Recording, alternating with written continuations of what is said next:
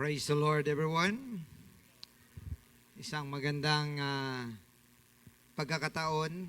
Minsan maganda rin na may maalala tayo, no? At least once in a year, in 365 days, ay maalala natin yung isang tao or masabi natin mga taong nagiging kabahagi ng ating buhay. So isa na diyan, siyempre mga nanay natin, may Mother's Day din, di ba?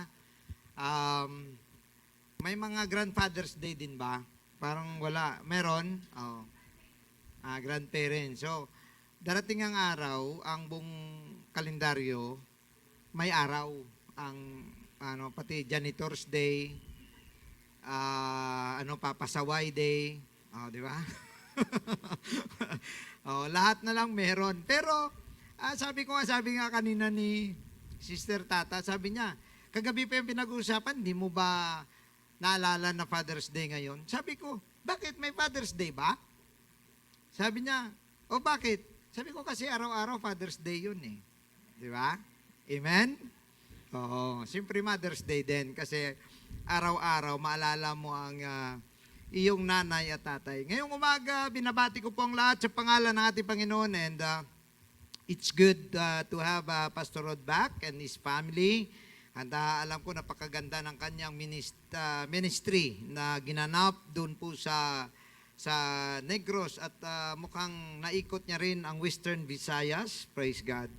And nakapunta sa, saan ba yun? Bulata? Sa ano ba yun? Iloilo, di ba? Yung parang white sand yun. White sand ba yun? Praise God. So, anyway, it's good actually na minsan sa mga pastor, isang magandang bagay din na after they minister, somebody minister to them. Hindi naman necessary yun sa totoo lang, hindi naman kailangan. Pero, si Apostol Pablo, minsan, ilang beses nag-remind. Sabi niya, wala ba kaming karapatan? Diba? Wala ba kaming karapatan? Kasi may nagre-reklamo eh. May nagre-reklamo, bakit gumagastos si Pablo nung bumibili siya ng mga bagay-bagay. Ang sabi niya, wala ba kaming karapatan na kumain sa mga bagay na binigay sa amin ng Panginoon. So, ibig sabihin, yung to appreciate those who labor for you is a biblical thing. And nung unang panahon, malungkot nga ang ministry. Ministry talaga. Now, pag pastor ka, kung ari, imbitahan ka, ikaw pa mamasahe. Diba? Ikaw lahat, ikaw mamasahe. And then, pagkatapos, siyempre mag-offering ka pa doon kasi alangan namang wala kang offering. No? And then, tanging pasalamatan mo ay ang pagkain, kung hindi adobo, minudo. Di ba? Yun lang yun. And then afterwards, wala na. Uwi na. Times change then. Maybe nabubuksan din ang isip ng mga tao na sometimes hindi lang naman yun po pwedeng puro tanggap na lang tayo ng tanggap. Di ba? Bigay din ng bigay kung may kakayahan. Ano po? And nakita naman ninyo yung testimony, nabibless, bumabalik naman ng Panginoon in some other ways. No? So yung mga bagay na nabigay nyo, it is not a waste. Actually, investment yun. And then God will just return back in some other ways. Hindi mo lang alam kung kanino manggagaling o sino manggagaling.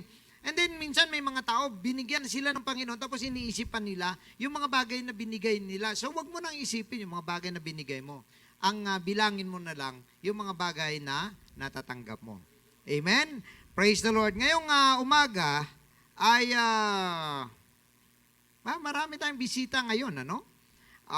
Binabati ko po si Sister Cheska Guduyo, taga Batasan Hills, bisita ni Sister Maribik. Ano ba ito? Qfidol, Afidol, ano to? Panadol o what?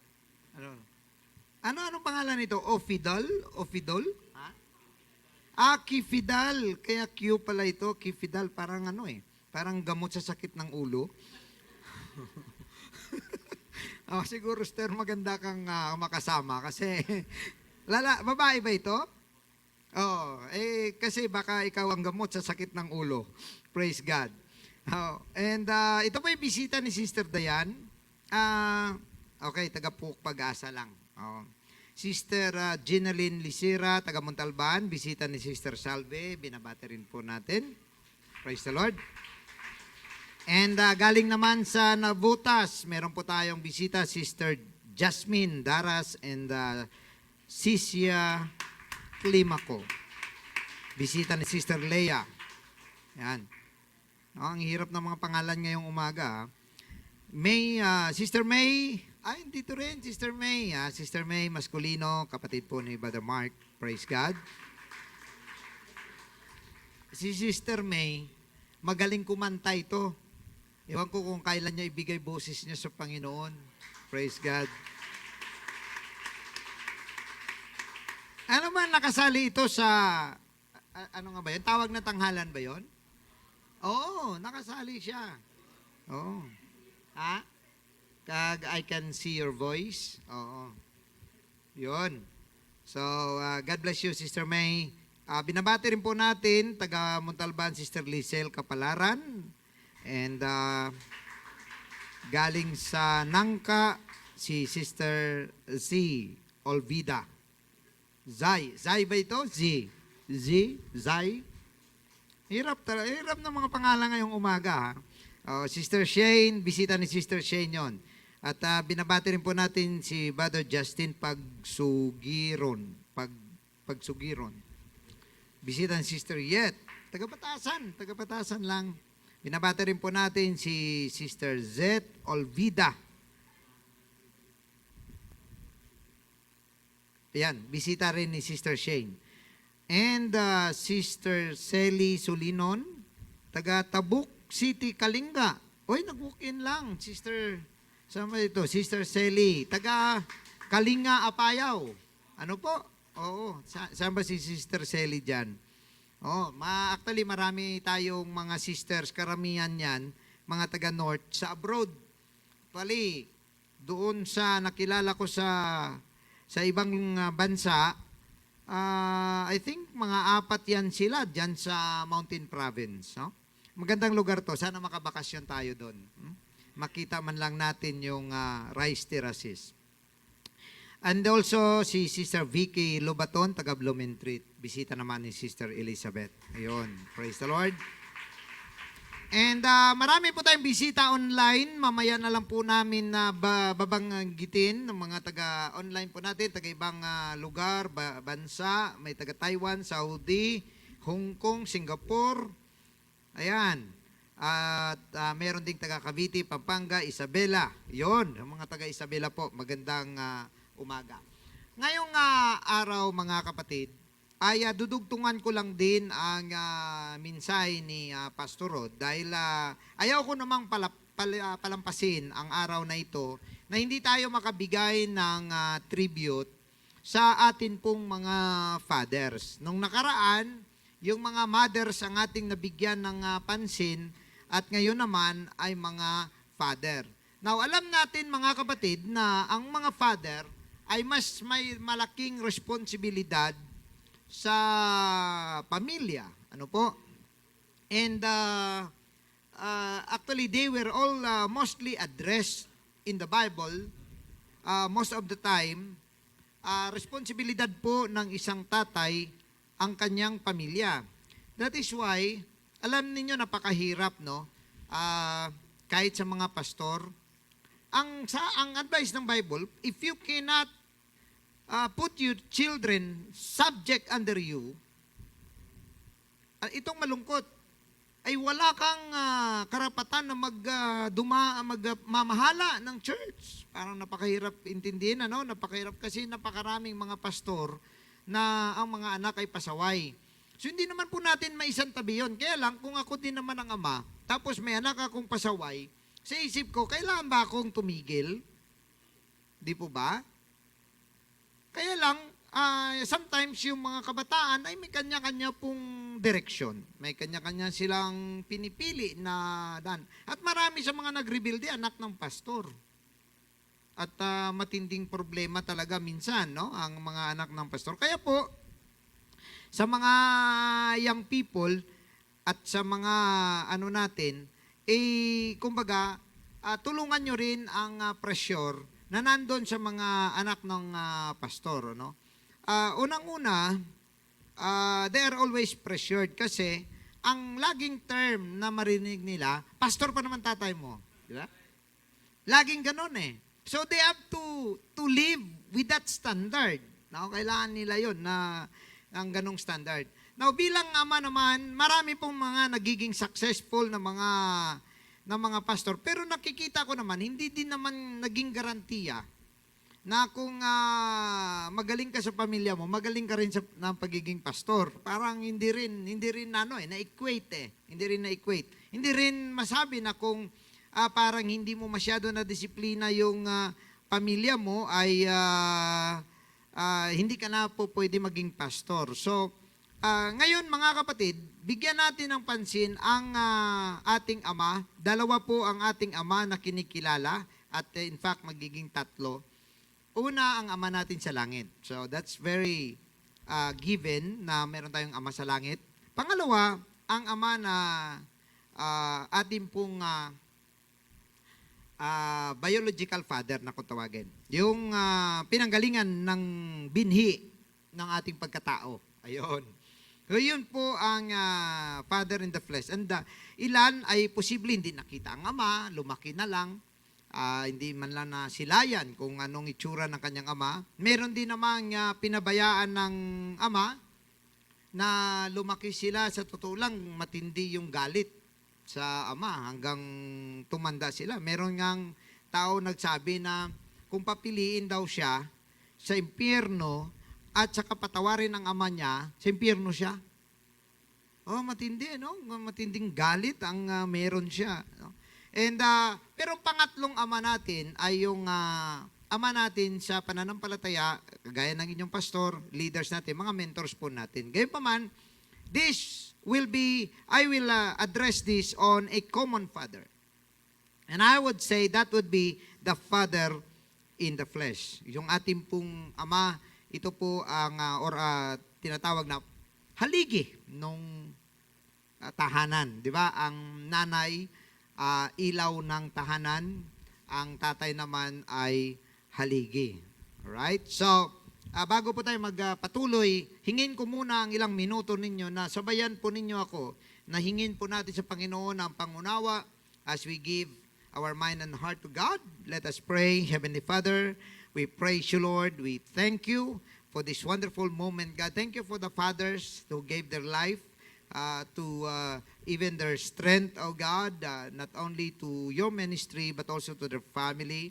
God, I pray that you will bless everyone who are here, maging ang mga anak, ang mga asawa, ang buong pamilya, Panginoon, sa mga hindi kumpletong pamilya, sa mga nasirang pamilya, wasak na pamilya. God, I pray that your words will be a blessing to everyone. And bless, O Lord, our service. Bless every father around the world. In Jesus' name, amen. Praise God. So mga kapatid, ay aking gustong ibahagi sa inyo ang mga bagay. So unahin ko muna ang responsibilidad ng ating pong mga father. At para maintindihan ninyo ang inyong mga ama. Sa mga walang father na kinagisnan, ika nga.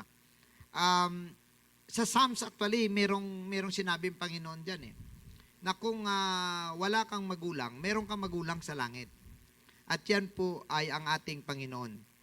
So doon sa langit, wala na po tayong spiritual mother, meron po tayong spiritual father. Now, on being a father, ang ating pong topiko na aking pong dadalhin muna ngayon ay on being a father. Ayun, bakit akala nyo nanay lang mang kaganyan? Meron ding tatay. Meron ding kaliwa kanan, di ba? Ayun. So, iba-iba po ang nagiging papel ng mga tatay dito. Pero sa totoo lang, napakahalaga po ng papel na ginagampanan ng ating pong mga tatay. So sa lahat pong mga nakikinig, I know, may ilan pong nakikinig sa atin, sa ating mga online, meron pong pumapasok lang sa ating online na hindi nga po sila naimbitahan, nakita lang nila, they go in, and then they listen. So I hope na magkaroon po tayo ng learning for a while. Kanina nabanggit na ni Pastor Rod ng ilang mga bagay na dapat po nating mapag-isipan, no? And for all the fathers today, I would like to just mention about 8 things on being a father. Medyo ito po ay mga instructions. So number 1, as a father, we are our child's first teacher. O, di ba? Una tayong teacher. So lahat ng father, teacher ang tawag. Kagaya ng mother, no? Ang mother, teacher din sila. Pero sabi nga kanina ni Pastor Rod, magkaiba kasi ang pananaw ng nanay at saka nung tatay sa pamilya. Lagi nag-aaway. In fact, sa marriage counseling, kasama po ang discipline approaches sa mga tinuturo at saka sa mga sinasabi, no? Discipline approaches ng sa mga bata. Aminin man natin sa hindi, ang mga nanay overacting minsan. Tama? Oh, kita nyo, sakit ng tingin nyo sa akin. Overacting talaga mga nanay. Ayaw nila madapa, ayaw nila mano. Tama yung sabi ni Pastor Rod. Minsan na ang mga nanay, ang anak mo. Diba? Ang mga tatay naman, bangon. Parang bakla ka. So magkaiba po talaga, no? At ang nanay, galawin mo lang ang lahat, huwag lang yung anak. Kahit kasi, nabanggit yung anong nakaraan, kahit yung anak niya mukhang unggoy, sa kanya mga kapatid, napakagwapo niyan. Ganon ang nanay eh. Sa totoo lang, ganon ang nanay. So, magkaiba, no? Ang mga nanay minsan saluin nila ang lahat ng trabaho kasi ayaw nila mahirapan yung mga anak nila. Tama ba ako? Hindi. Walang may sumasagot. Sige, okay lang. Ayaw nila yan. Sila nang magluluto, sila maghuhugas, silang mag-aayos ng mesa, sila mamalingki. Di ba? Ganon ang mga nanay. Kaya lang, ganon, kung gaano kadaming trabaho nila, ganon din kadaming bibig.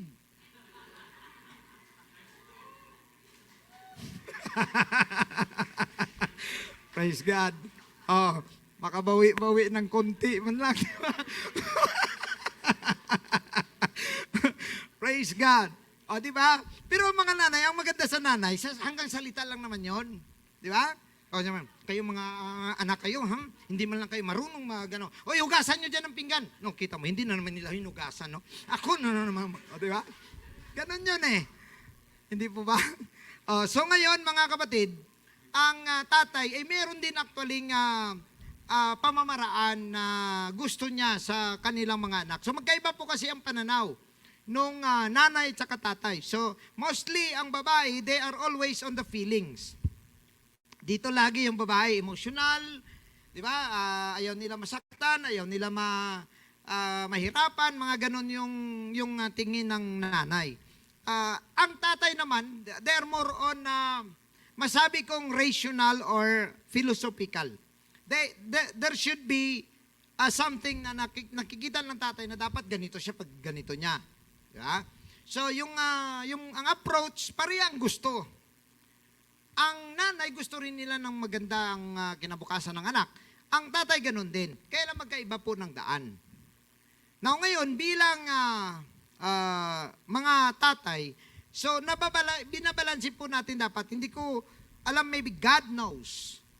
Kasi magkaiba po talaga ang strength and weaknesses ng father at saka ng mother. Kahit anong gawin po natin, magkaiba po talaga ang kanilang nature. So sinasabi nga natin, ang mga nanay, multitasking, di ba? Pero yung mga father, dapat medyo focus. That is why, ang babae, ang lalaki na laging pabago-bago ng decision, ayaw ng babae. Tama ba ako? Mga girls? Gusto niyo yung firm talaga. Gusto niyo mag-decide talaga. Hindi yung, kumusta ate, anong gawin natin? Ikaw, siguro ganito na lang. Sunod naman, iba na naman. Gusto ng babae medyo firm kasi yun yung nature nung ang gusto na ang lalaki dapat medyo firm siya pag nagdesisyon. Oh? So ayaw ng mga babae na kahit kagwapo-gwapo mo, basta hindi ka mapagkatiwalaan, maya-maya lilipat-lipat ng mga kung ano-ano, wala ka bang direksyon na sa isip ng mga kababayan, saan mo ako dadaling kung ikaw maging asawa ko? Di ba? Kasi ikaw nga, hindi mo alam kung saan ka pupunta. Di ba? Ganun yun eh. So, gusto ng babae medyo firm, stable. Kaya ang mga lalaki, medyo philosophical ang approach dapat. Siyempre, hindi naman yan 100%. Meron yan posible 1 out of 10. Ganun din ang babae. No? May mga lalaki din na multitasker eh. No? So, 1 out of maybe 70-30 ang ratio. Now, ngayon, it is our responsibility as father to be the first teacher ng ating mga anak at hindi lamang ang school, hindi ang government, kundi tayo bilang ama. Minsan, nag-iisip ang ama, marami akong ginagawa kasi, so hindi kita, dapat sa nanay na yan. O, di ba? Iniiwan sa nanay. Pero hindi po nanay lang, no? Kasi sa totoo lang, pag hindi balanse ang nanay at saka yung tatay, yung bata, either ma-spoil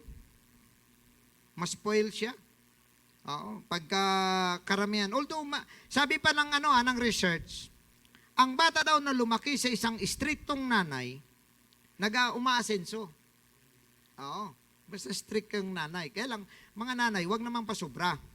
Kasi nga, minsan, kunting galaw, napapagalitan. Di ba?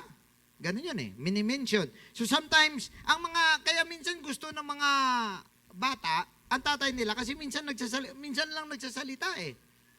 Yung nanay, sobrang dami eh. Di ba? Parang kung ang tatay ay automatic na 45, sa kanya machine gun.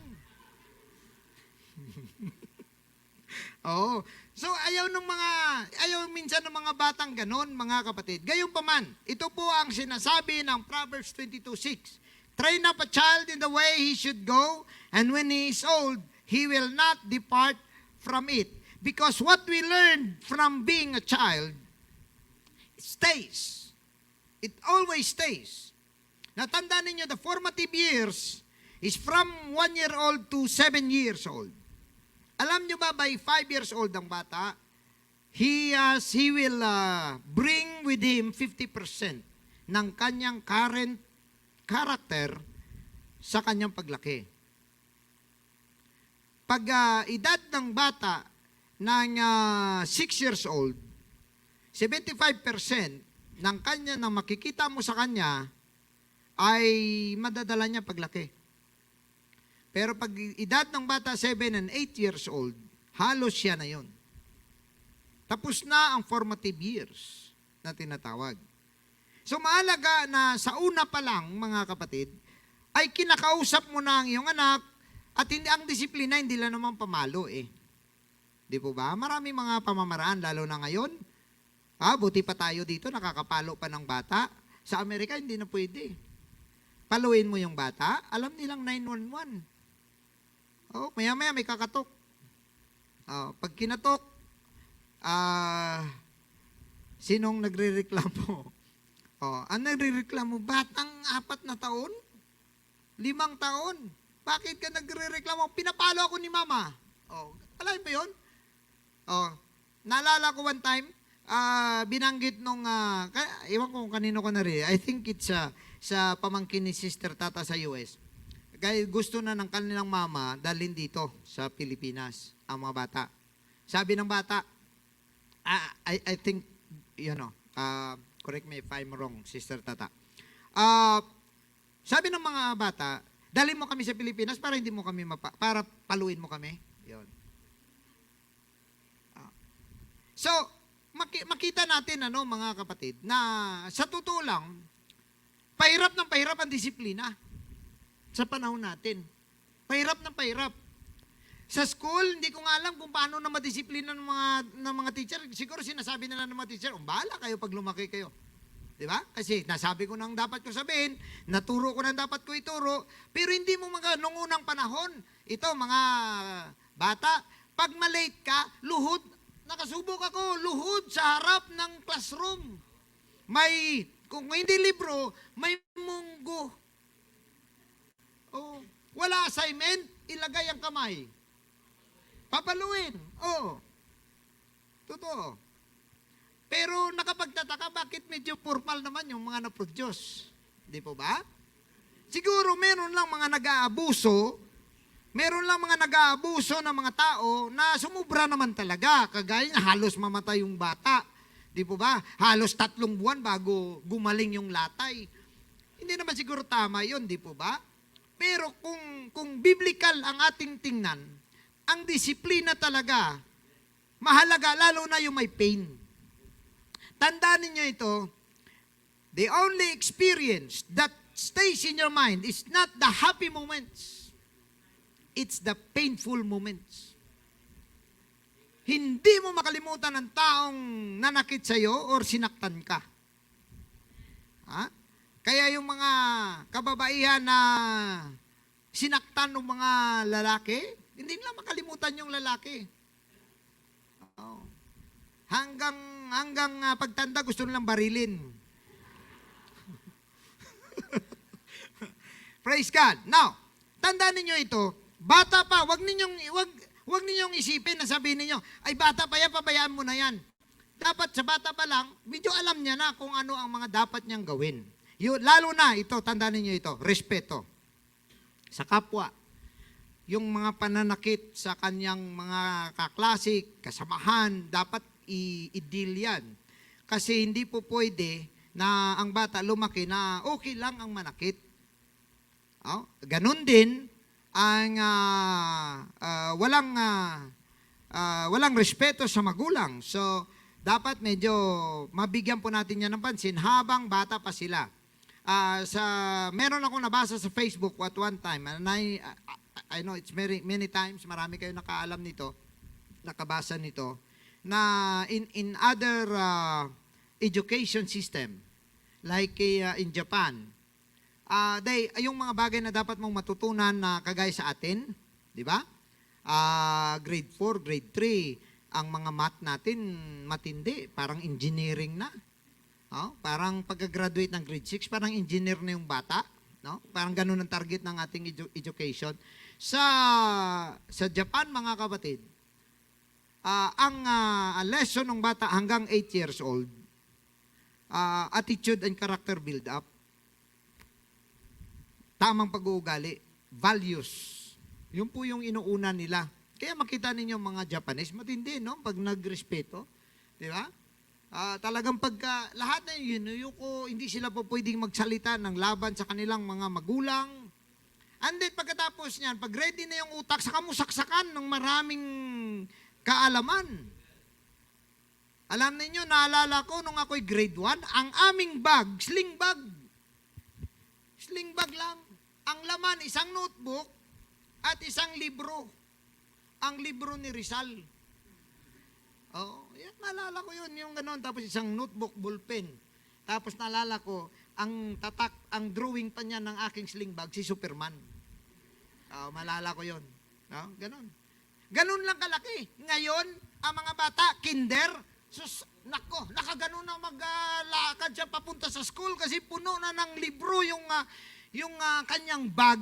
Ang hindi ko maintindihan, ano bang gustong ituro ng mga teacher doon sa mga bata na ganun karami ang libro? Di po ba? Ngayon ganun. Imagine ka, lahat ng subject meron. Pero mga kapatid, pag hindi natin maturuan ng tamang pag-uugali ang bata, nonsense ang lahat ng knowledge. Hindi siya maganda, mga kapatid. So, sa kailan magsimula ang pagtuturo? Habang bata pa ang bata. So, i-training mo rin din natin ang mga bata sa tinatawag na trabaho sa bahay. O baka meron po mga magulang na parang ayaw po natin na ituro ayaw natin pahugasin ng pinggan. So, siyempre, minsan iniisip mo, baka mabasag yung mga pinggan, mabasag yung mga baso. Pero wala kang magawa. They have to learn that. Sa probinsya, punta kayo doon. 7 years old, nagsasaing. Nag-iigib pa nga eh. Di po ba? At 12 anyos, nag-aararo. Doon. Dito sa atin sa lungsod, lahat inaako ng nanay. Pati tatay minsan ganun din. May mga tatay din na ganun, mga kapatid. Pero, yan ba'y tama? Sa totoo lang, baka ginagawa natin, ang mga bata natin, hindi marunong paglaki. So, train up a child in the way he should go, and when he is old, he will not depart from it. Dapat ang ating mga anak ay marunong na po sa kusina by the time they become 10 years old and up. Dapat alam na nilang mga trabaho. Pangalawa, mga kapatid, is that we must have an exemplary life na makita po ng ating mga anak. Take note that our life is like a book and is always read by our children. So nakikita po nila kung ano po ang buhay na meron tayo, ganon din po ang ating mga anak. Sabi ng James 1:22, be ye doers of the word and not hearers only. Ayan. So hindi tayo po pwede na we learn the word of God and then we don't apply it in our life. So dapat, kagaya niyan, ayaw mo na ang iyong anak ay magkaroon ng mga bisyo, pero lagi kang naninigarilyo, lagi kang nagiinom. Di po ba? Tapos, ipinagbabawal mo ang inom at sigarilyo sa bata, pero ikaw hanggang araw-araw nakikita kang umiinom. So you must have a good life. Right? Now ngayon, sa mga kabataan na nandito ngayon, na ang inyong mga magulang ay ganun, huwag ninyo silang i-rebuke. Tatay, sabi ni pastor, hindi ka dapat umiinom, ikaw pasaway kang tatay ka. Dapat ikaw maging example ng buhay namin. Huwag ganon, mga kapatid, kasi kahit anong gawin mo, ang tatay-tatay pa rin yan. Ang bandira niya bilang tatay, itataas niya yan kahit siya pa yung mali. So, ang gagawin ng mga bata is that na kayo mismo ay makikita ng inyong mga tatay na nagbago ang buhay. Lalo na sa mga kabataan na napupunta rito, pinapaalam, kagaya sa Bulacan. So, maganda no sa mga young people natin na dapat makita ng inyong mga parents, ang pagkakaiba nung dati ay wala kayo sa church at ngayon na nasa church na kayo. Para kapag sinundo kayo doon, parang ang nanay at tatay nyo pa magbibihis sa inyo at sabihin na, o ito mga dala mo doon wag kang magpasaway kasi maganda nandun ka. Di ba? Hindi yung sabi ng mga nanay at tatay mo, totoo nga, pinapayagan ka, sasabihin sa'yo, sige, sumama ka na sa kanila doon para wala na akong sakit ng ulo rito. Dapat mga kapatid, bilang mga anak, kayo ay merong tinatawag na pagbabago pagdating sa inyong mga pamamahay. Now, isa pa sa medyo mahirap-hirap na responsibilidad ng tatay, which is normal, is to provide for the family. Nabanggit na rin kanina ni Pastor Rod. But it is our responsibility to provide things para po sa ating mga asawa. So natatawa ako actually mga kapatid, sa kanta ng mga bata, na wala daw tayo pera. So, ibig sabihin, kung may trabaho tatay mo, walang pera, ibig sabihin, sinusunod niya lang yung sinasabi ng Biblia. Kasi pera niya napunta na doon sa nanay. Pambili ng ulam. Mga kapatid, naalala ko si Gideon, lagi niya sinasabi, Dad, alam ko, wala kang pera. Kasi sabi niya, wala ka naman trabaho eh. Sabi niya, paano ka dad magkaroon ng pera? Wala ka naman trabaho. Kasi ang iniisip niyang trabaho, yung papasok ka talaga, in and out. So, minsan tinitingnan ng mga bata yon na, kumbaga, parang nasa isip niya, ganito ang trabaho. So, pinapaliwanagan ko siya na ang aking trabaho ay ito mismong church. So, naintindihan niya rin yun. Gayunpaman mga kapatid, sa isang mag-asawa, although ngayon medyo mahirap ang buhay, kailangan magtrabaho, dalawang mag-asawa talaga. Minsan isa, kaya naman. Pero minsan, sa laki ng mga bayarin ngayon, hindi ko nga alam kung ano nang mangyayari sa mundo natin kung tutusin. Di po ba? Yung pagkakaroon sa pagkakaroon ng mga gera, ang ating mga gas, mga gasolina. Pero yung Russia ngayon, nakangiti pa rin yung embargo daw ng ng Europa. Nakangiti pang Russia. Alam mo kung bakit? Kumita na sila ng $95 billion sa Asian market. Kasi ayaw ng Europa bilhin Ayaw daw ng US. So paano mangyari ngayon susurrender ang Russia? Kumikita sa kabila. Ngayon, inopera na si BBM ng Russia na mag-provide ng oil sa Pilipinas. Now, makita natin mga kapatid na ang buhay na ito, in fact, marami na po nakakita, meron pong mga recession na mangyayari. Gayon pa man, tandaan po ninyo ito, ang mga bagay na ito ay paulit-ulit lamang na nangyayari sa mundong ibabaw. Subalit, ito po ang inyong pakatandaan. Ang mga tao na naglilingkod sa Diyos, nakakasurvive. Kapag naglingkod ka sa Panginoon, God will make a way. Hindi mo maintindihan kung saan galing, hindi mo maintindihan kung paano, but God is able to bless you. Ito pong tandaan ninyo, pahirap ng pahirap ang buhay, huwag kang bumitaw sa Diyos. Huwag mong talikuran ang pananampalataya mo, dahil yan lang ang pag-asa natin, na manatili tayo na napagpapala, mga kapatid. Nung ang lahat naghihirap, ang lahat nagugutom, walang pananim, 3 years na walang ulan, mga kapatid, si Elisha kumakain. Si Elijah kumakain, mga kapatid. Paano paraan? In many ways, akalain mo yon, hindi pa uso ang Grab, meron na siyang airmail. Oo. Ang nagdadala sa kanya, yung mga uwak. Oo, mga uwak, nagdi-deliver na. Inahanap na lang ang address. Elijah! Dito yon. Picture lang po muna, sir. Proof lang.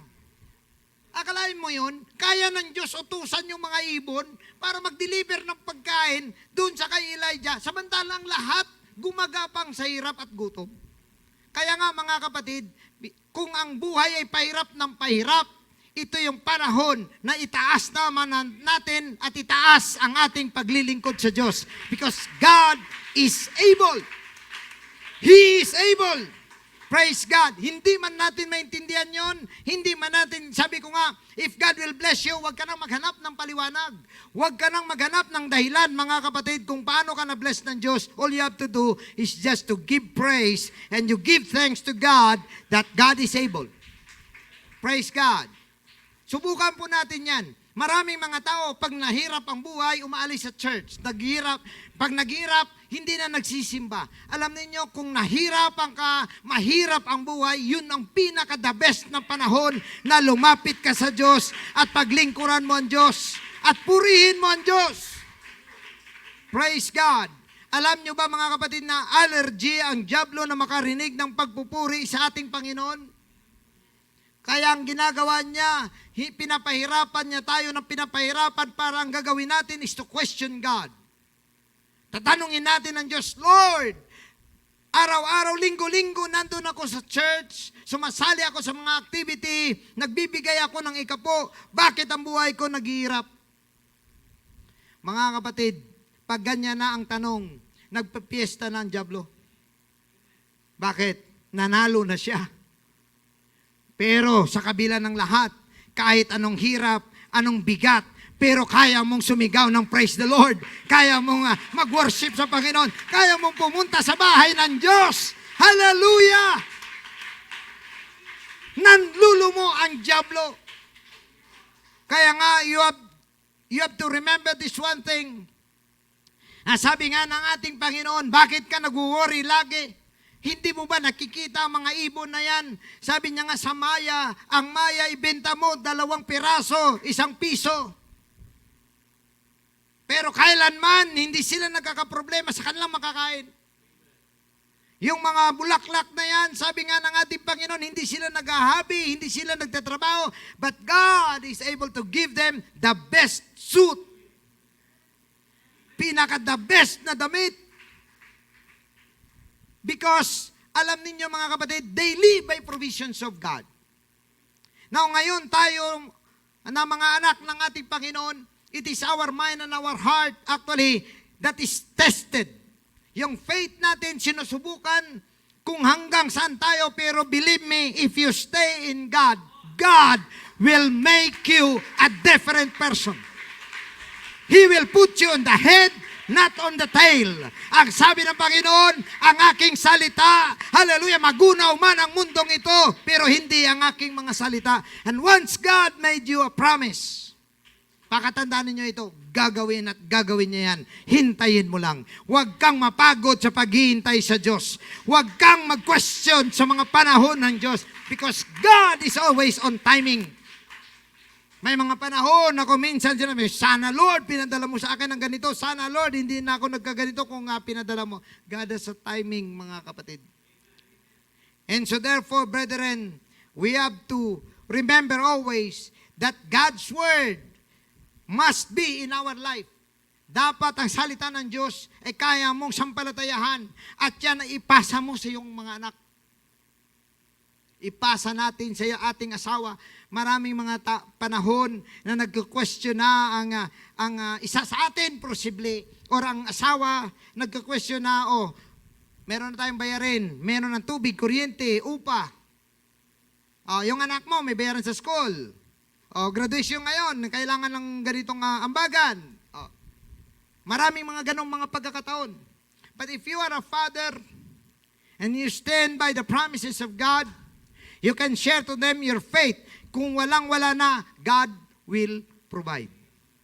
Amen? Yung muto mo, God will provide. Praise God. Now, sinasabi, provide for your family, kasi nga mga kapatid, minsan may mga pagkakataon na wala na tayong magawa. Minsan may mga kadahilanan tayo. Pero iba po ang katamaran sa wala lang, hindi lang nagkaroon ng oportunidad. Magkaiba po yun. Ibig sabihin, kung wala kang trabaho, pero umasa ka, nagsisikap ka, maghanap ka ng trabaho, mag-ikot ka. Di po ba? Hindi yung nakahilata ka lang, hindi pagkatapos, siyempre sasabihin sa'yo ng asawa mo, maghapon ka na dyan. Hindi ka man lang naghanap ng trabaho. Maghanap naman ako, wala naman tatanggap sa akin. Ganon yung mga principle. God doesn't like that. As fathers, kung ang buong puso mo ibigay mo sa mga bagay na gusto mong ibigay sa iyong pamilya, God will make a way. Gagawa ang Diyos ng paraan na ikaw ay magkaroon ng trabaho at blessing. Sa aking paniniwala, mga kapatid, naghihirap man tayo sa kakulangan. Pero kung patuloy natin na paglingkuran ng Diyos at mapatunayan ng Diyos sa hirap at ginawa, kaya mo siyang mahalin. Darating ang araw, mga kapatid, ikaw na lang ang magtataka kung paano dumating ang blessing. Marami akong nakikita, hirap na magsimula sa Panginoon, pero unti-unti silang umangat. Sabi ni David, dati akong bata, ngayon ay matanda na, pero wala pa akong may nakita na isa na naglilingkod sa Diyos na naglilimos. Nanlilimos. So tandaan natin ito, mga kapatid, kung this word about provisions for your family, this is about mindsetting.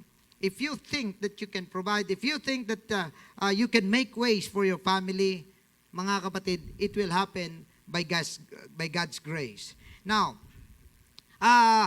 pangapat, ito ay kasama na rin sa ating nabanggit kanina. But the one who loves their children is careful to discipline them. Sabi ng Proverbs 13:24, if you don't correct your children, you don't love them. If you love them, you will be quick to discipline them. Ayan. So, ibig sabihin, ang pagdisiplina, mga kapatid, ay pagmamahal. Sa totoo lang, sabi pa nga, if you spoil the rod, you will spoil the child. So, ibig sabihin nito, kung ayaw mong i-correct ang mga bata, kagaya niyan, mga kapatid, yung bata minsan, nakakita ng away, ang ating tendency, awayin ang nag-away sa kanya. Tama? Sino yon? Sinong nagano sa'yo? Halika nga, samahan mo ako. Sinong nagano sa anak ko? Ha? Ikaw bata ka? Ha? Ikaw bata ka? Inano mo yung anak ko? Di ba ganon minsan ang mga magulang? Hindi, marami ako nakikitang ganon. Alam niyo sa amin, pinalaki kami, opposite sa ganong sistema. Pag ikay nakakita ng away, ikaw papaluin. Ganon yun. Pag kaming dalawa ni Brother Ariel mag-away, yung talagang, pag malaman na nag-away kami, pareha kami papaluin. So ayaw na lang naming mag-away. Kasi pareha kami papaluin eh. So minsan mga kapatid, baguhin natin kasi minsan hindi natin nakita. Yung anak pala natin, number 1 din. Siya palang nag-una-una. Tapos gumanti lang yung isa, kaso nabugbog siya. Di ba? So, minsan palawakin natin ang ating isip. Tandaan natin ito, na you have to be quick to discipline your children. Okay, number 5. Bilis-bilisan ko. Dad, spend time with their children. Ayon, it's not a waste. No? Dapat makipagharutan kayo sa inyong mga anak. Yeah? Amen? Amen. Mga tatay kasi feeling may masculinity issue yan eh. No? Parang ayaw nila makipagharutan sa mga bata. Pero dapat bilang tatay, makipagharutan ka sa mga bata. No? You have to spend time with them kasi ang banding na yan ay iba po ang idudulot niyan. Right? So it's not a waste, pero ito pong pinakamaganda na spending time sa mga bata. Sabi ng Deuteronomy 6, chapter 6 verse 6, always remember these commands that I give you today. Bumabasa po ako ng mababaw na English na version para maintindihan po natin ng maayos. Be sure to teach them to your children. Ayan. So if you have time with your children, hindi lang puro laro. At saka minsan ang masama pa dyan may time ka sa mga bata po, pareha kayo naglalaro. Tapos, natalo ka. Bata ka, ako pang tinalo mo. Hindi po yung ganong klaseng banding. Ang banding, remind mong bata ng Word of God. Ang sinasabi rito, be sure to teach them to your children. Ayan talk about these commands when you sit in your house, when you walk on the road, and talk about them when you lie down, pag humiga ka, at maging pagbangon mo. Tie them on your hands and wear them on your foreheads to help you remember my teachings. Write them on the doorpost of your houses and on your gates. So bilang mga father, responsibilidad po natin ang magturo ng Word of God sa mga bata.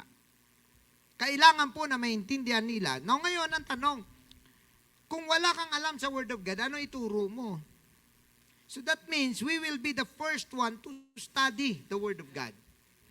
Tayo yung pinakauna na dapat ay may alam sa salita ng Diyos. Pang-anim, don't provoke your children. So medyo debatable din to na issue kasi ano ba pag sinabi mong provoke at ano ba pag sinabi mong tama yung pagkasabi mo? Kasi minsan yung sa mga bata, wala ka nang masabi na tama eh. Sa mga young people, may mga magulang nagsasalita, parang wala na daw sila may masabing tama.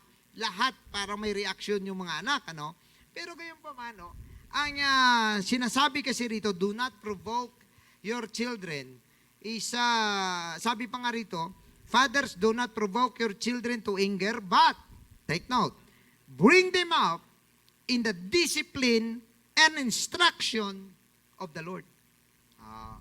Di ba? Sabi ng Ephesians 6:4, wag natin silang dalhin na magalit sila sa atin. Minsan may mga tao na napuna ko, mahilig siya lamang tukso. No? Yung bata, tutuksuin. Di ba? Tapos, nagalit yung bata. Kumuha ng kahoy, hinampas siya. O galit na galit ngayon siya. Sabi, bakit mo ako hinampas yung bata ka? Wala kang tamang pag-uugali. Ikaw na una eh. Di ba? O minsan sinasaway ko na, ayan na naman, mamaya, magkagalit na naman kayo, diyan na naman magsisimula. Tapos sasabihin natin sa bata na wala kang respeto, pero inunahan kasi natin na walang respeto. So mga kapatid, dapat na when you say provoking to anger, yung mga bagay na hindi kailangan pero dinadala mo sila na magalit. So ibig sabihin, ingatan din po natin yon. Gayon pa man, ang pinakamagandang payo rito ni Apostol Pablo, dalhin natin sila sa tamang pag-uugali at instruction sa Panginoon. So, ibig sabihin, ito po dito minsan nagkakaroon po ng magandang positive attitude yung mga tatay. Kasi karamihan ng tatay, less words. Kaya lang, tumatama. Ang tatay namin, bihira lang yung magsaway. Pero pag nagsaway yon, siguraduhin mo na. Ihanda mo ng puwet mo. Ang nanay, daming saway. Pero walang may tumatama. Bihira. Yung bata kang mamaya. Kang bata ka. Di ba? Yung tatay, pasimple-simple lang. Saan ka galing? Halika nga. Pag ganyan na, ihanda mo na ang iyong puwet. Lagyan mo na karton. Praise God. Now, ito po ang isa sa mga, para sa mga tatay, minsan marami po tayong mga prodigal son, nabanggit kanina ni Pastor Rod. Now, we can actually give them discipline. We can hold them accountable, but we cannot give up na pabayaan natin sila. Nakita nga yan nabanggit na kanina. Yung tatay, nung gustong-gusto ang bata umalis, umalis. Ngayon, ito naman ang tatay. Bumalik ang anak. Anong ginawa niya? Hindi niya pinagsabihan nga Kung di ang ginawa niya, tinanggap niya. Why? Because bilang tatay, ang gusto mo lang naman mangyari is that matuto yung bata. So kapag natuto siya, bumalik siya, ibig sabihin, bagong tao siya. He's a new generation, he's a new creature, ika nga sabi ng Biblia. So, ibig sabihin, ito na yung panahon ngayon na na-realize niya what is life. So, bilang mga tatay, minsan tayo yung mga na-offend minsan, pero we cannot give up on our children kasi responsibility pa rin natin sila. Ito po ang last na aking maibigay sa inyo. Daddy should pray for your children. Ito pang pinakamalaga na dapat po nating magawa. Dapat manalangin tayo para sa ating mga anak. Alam niyo po ba na ang mga bata ay kailangan nila na i-pray mo sila sa harap ng Diyos na magiging ano ba sila? Baka minsan wala tayong time. Pero minsan pagkatulog ang bata, you can put on your hand, on their head, on their body, and then i-pray mo sila. Panginoon, gawin mo silang magiging mabuting tao na may takot sa iyo. Itong panalangin ni David, basahin ninyong maigi ang panalangin niya para kay Solomon.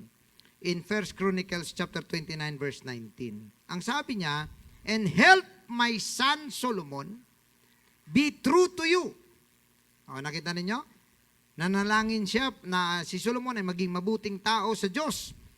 Help him always obey your commands, laws, and rules.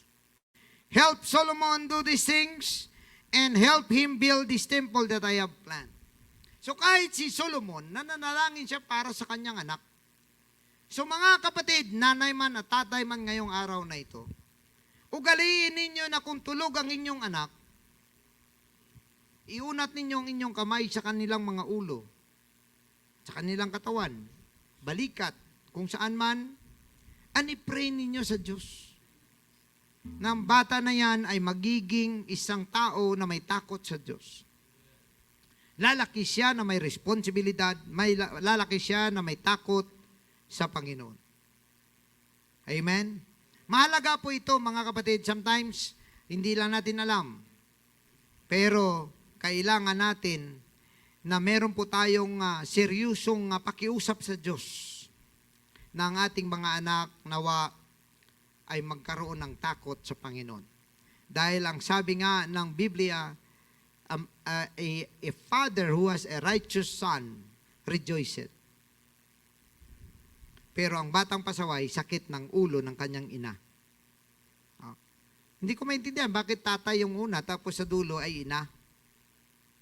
Kasi inang sumasalo. Di ba? Oh, narinig nyo ba yung kanta ni Freddy Aguilar? Yung anak, nung isilang ka sa mundog ito, laking tuwa ng magulang mo, at ang kamay nila ang iyong naging ilaw. Oh, at ang nanay at tatay mo, di malaman kung anong gagawin. Ano pa? Minamasdan pati pagtulog mo. Oh. Ngayon, nagdaan ng maraming araw. At ang landas mo'y naligaw. Ikaw ay nalulong sa masamang bisyo. At ang una mong nilapitan, ang iyong inang lumuluha. At ang tanong, anak, ba't ka nagkaganyan? Praise the Lord. Nanay lagi ang nauna. Kasi alam ng bata, ang nanay, hindi matiis ng nanay. Kaya nga pagka may disgrasya, ang unang sigaw ng bata, nanay! Di ba? Oh, pati na nga matanda na eh. Nanay! Di ba? Pero mga kapatid, anong ibig sabihin? Ibig sabihin, sometimes naisip nila na ang tatay nila ay malayo sa kanila. Yung tatay nila, medyo, pagka mga ganong mga bagay, ang nanay lang nila makaunawa sa kanila. So, mga kapatid, bilang mga fathers, baguhin din po natin na darating din ang araw na kapag ano mang mangyari sa bata, ang una niyang sigaw, Daddy! Di ba? O, kaysa nanay. Di ba? Anong ibig sabihin kasi nun? Ibig sabihin na sa isip ng bata, ang tanging niya lang maaasahan kapag ang buhay ay hindi na maganda, nanay. Bakit saan ang tatay? Di ba? Kasi meron tayong feeling minsan na parang malayo tayo sa ating mga anak. So, bilang mga tatay, babaguhin din po natin. Hindi naman lahat, no? Meron pong mga bata na mas gusto nila yung tatay nila. Pero ang gusto ko po na mangyari, mga kapatid, balanse po ang ating pamamahay. Hindi po pwede na puro nanay, hindi po pwede puro tatay. Dapat po balanse na ang bata ay mamahalin niyang nanay niya kagaya ng pagmamahal niya rin ng tatay niya at ang tatay niya kagaya ng pagmamahal niya sa kanyang ina. So bilang mga magulang, mga kapatid, bilang ama, tayo po ay responsibilidad sa pag-create ng magandang atmosphere sa ating pamamahay. Amen? Now ngayon, mga kapatid, ang mga tatay ngayon, bigyan din natin ng honor ng konti. Okay? Dahil sa aking pagtatapos, we will give honor to our parents. Yun kanina ay mga lecture para sa pagiging ama. Pero tandaan ninyo, mga kapatid, that our father deserves great respect and honor. Ang sabi kasi ng Biblia, Exodus 20 verse 12, you must honor and respect your father and your mother. Do this so that you will have a full life in the land that the Lord your God gives you. So, ibig sabihin, mga kapatid, kung ikaw ay marunong magbigay ng ikang parangal sa iyong magulang, ama at ina, ang buhay mo ay pahabain ng Diyos. Now, ito ba'y absolute? Siyempre hindi. Kasi buhay ng tao, hawak niya. Kagaya niya, for example, mapagmahal siya sa kanyang ama at ina, pero barumbado naman siya pag nasa kalsada. Di po ba? Or, kasi mayroong mga ganun eh. Yung mga nanay, tatay nila, matindi sila magmahal, pero pagdating sa kalsada, barumbado pala. O, hindi nasaksak. O, miksi, buhay. So, kahit inonor niya yung magulang niya, hindi naman siya nagiging mabuting tao, Kumbaga, subjective po ito. Gayon pa man, bilang anak ng Diyos at mga tao na pinili ng ating Panginoon, number 1, at maraming beses, 6 times binanggit ito sa New Testament, na inulit mismo ng ating Panginoon, honor thy father and thy mother. Naalala ko one time, mga kapatid, na merong isang tatay na paralyzed na, tapos medyo nagkaroon ng Alzheimer's disease, yung hindi na makaalala. Tapos, minsan, yung mga pinggan nagkalat, mga nababasag.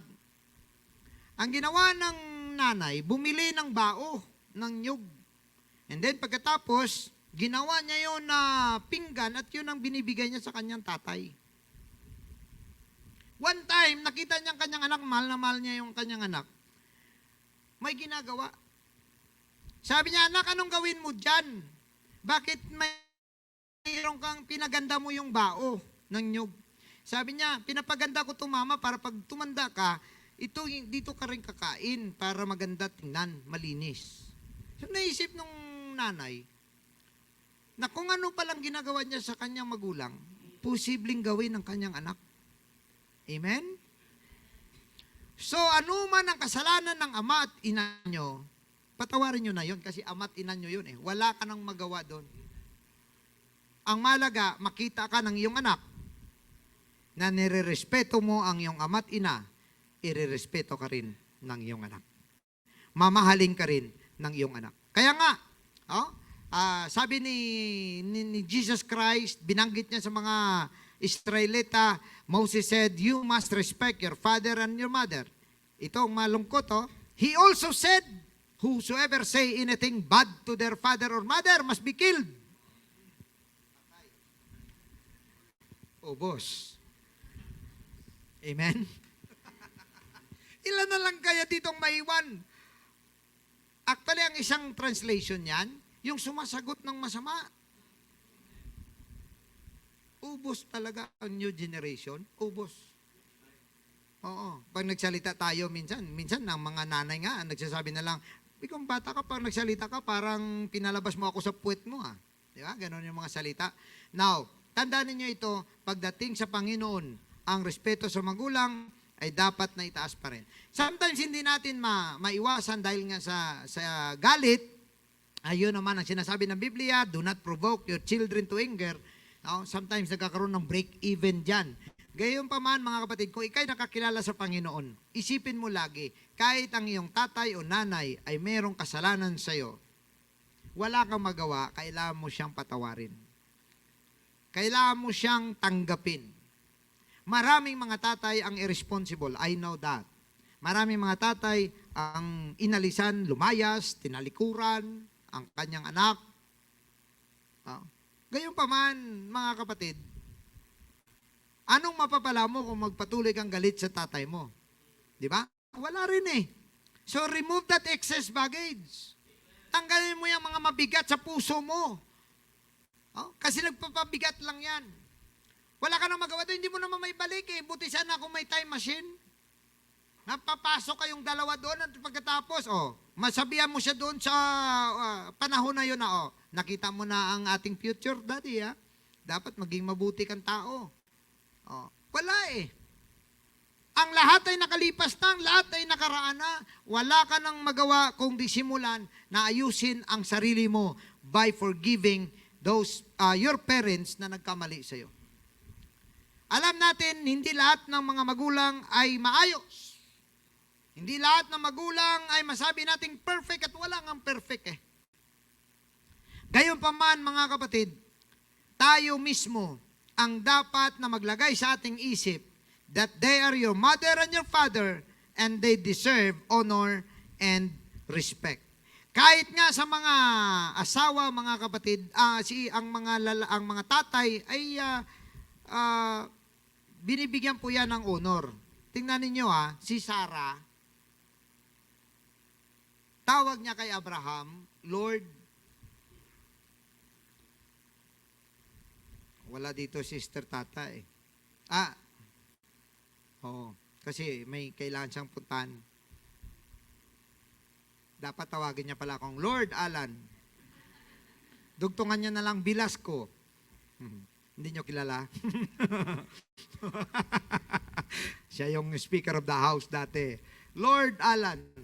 Oh. Pero ito may sasabi natin. No? Minsan kasi, itong verse na to, naalala ko, nung maraming nagki-question ng tungkol sa pagtawag ba sa pastor, bakit kailangan daw tawagin ng mga reverend, bakit kailangan tawagin na, kasi ang ibig sabihin ng reverend, kagalang-galang. So, dapat ang reverend daw sa Panginoon lang, o kaya pagtawag ng pastor. Kaya minsan nagsasabi nila, dapat brother na lang, or mga Sa aking pagtingin kasi, may mga terms na hindi mo maiwasan yun, na ibig sabihin, respect yun eh.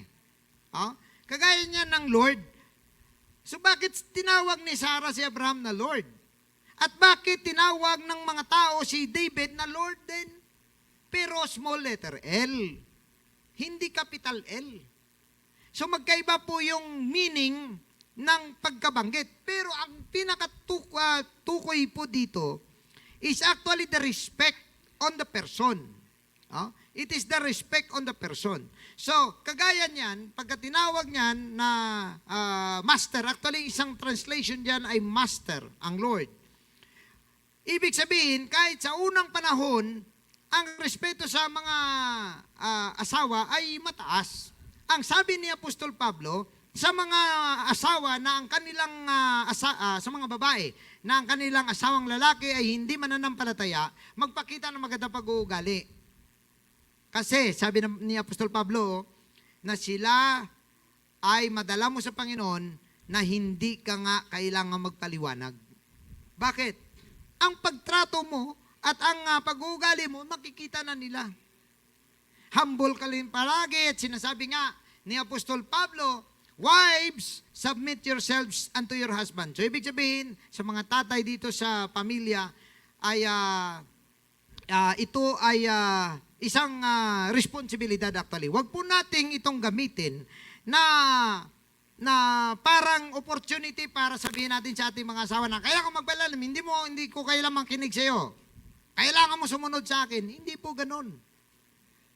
Ito actually tinatawag na responsibilidad ng isang asawa sa kanyang asawa. So, wives, submit yourselves unto your own husbands as unto the Lord. Bakit? Because the husband is the head of the wife, even as Christ is the head of the church, and He is the Savior of the body. Therefore, as the church is subject unto Christ, so let the wives be to their own husbands in everything. Now, take note, brethren, ito pong ganitong bagay na ito, tinutukoy ni Apostol Pablo sa mga mananampalataya. Now, ngayon, ang asawa mo, hindi mananampalataya. Ayaw ka na maglingkod sa Panginoon. Pakinggan mo ba? Hindi. Hindi. Hindi. Alam niyo kung bakit? Ang asawa hindi makaligtas ng kanyang asawa. Ang anak hindi rin makaligtas.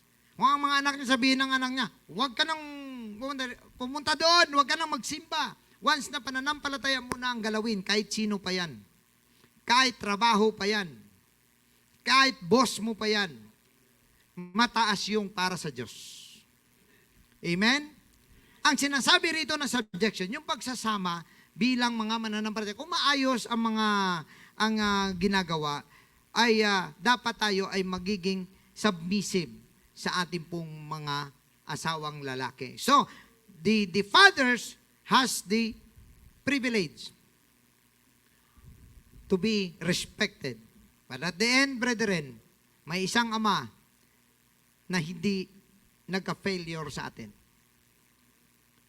Tandaan natin mga kapatid, ang lahat na meron tayo ngayon are just types and shadows.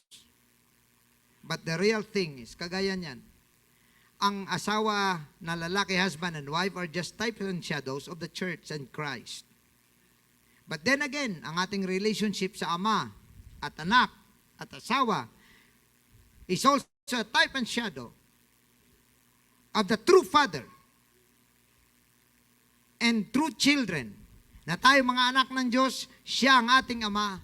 Mga kapatid, ang sinasabi niya, and I will be a father to you, and you will be my sons and daughters, says the Lord Almighty. Sabi ng ating Panginoon, kung kayo na masama, ay kaya nyo magbigay ng mabuting bagay sa inyong mga anak, how much more your Father in heaven that will give what you need. And those who ask the Holy Spirit. Ibig sabihin, mga kapatid, hinahambing tayo ng Diyos sa simpleng bagay lamang na kung tayo ng mga ama at mga ina ng pamamahay natin, we always want the best for our children. Tandaan ninyo ito, mas higit pa na gusto ng ating Ama sa langit na magiging mabuti ang ating mga buhay. Kaya sa araw na ito, mga kapatid, ito ang isang dapat nating bigyan ng pansin. Hallelujah. Sabi niya nga, as a father has compassion to his children, so the Lord has compassion to those who fear Him. Ibig sabihin, mga kapatid, may mga nagawa man tayong mali ngayong araw na ito. Remember this, our God is a compassionate Father.